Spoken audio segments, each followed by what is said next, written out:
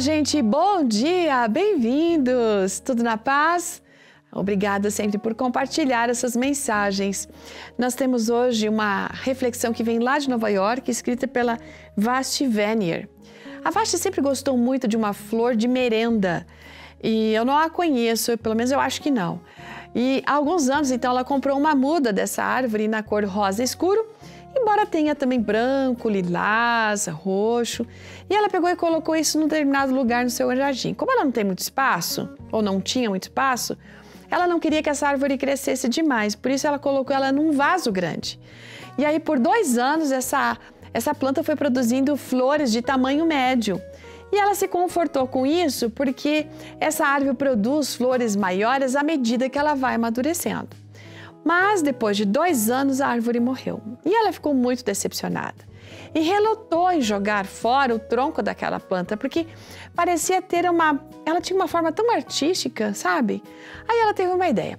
Eu vou usar esse tronco como suporte para uma trepadeira, né? Você sabe o que é? É uma planta que sobe em algum tipo de apoio e daí ela tem vida útil, né? Por estar ali presa a uma outra.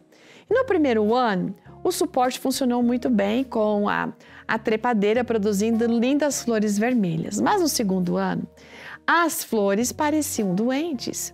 Ela regou, fertilizou, mas aquela planta, sabe, continuou com uma aparência ainda doente. Por fim, ela falou sobre o que estava acontecendo com uma vizinha. E essa vizinha é fitoterapeuta.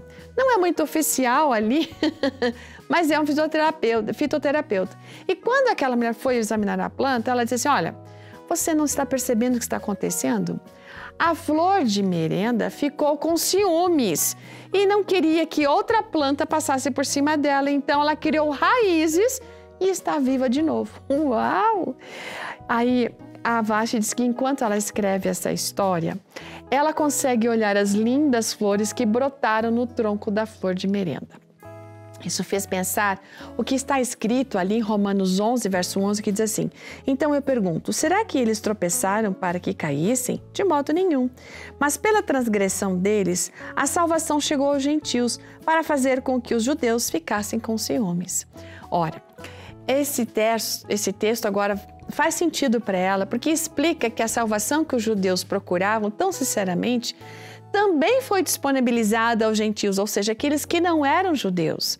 Embora os judeus como indivíduos, mas não como nação, ainda não pudessem ser salvos.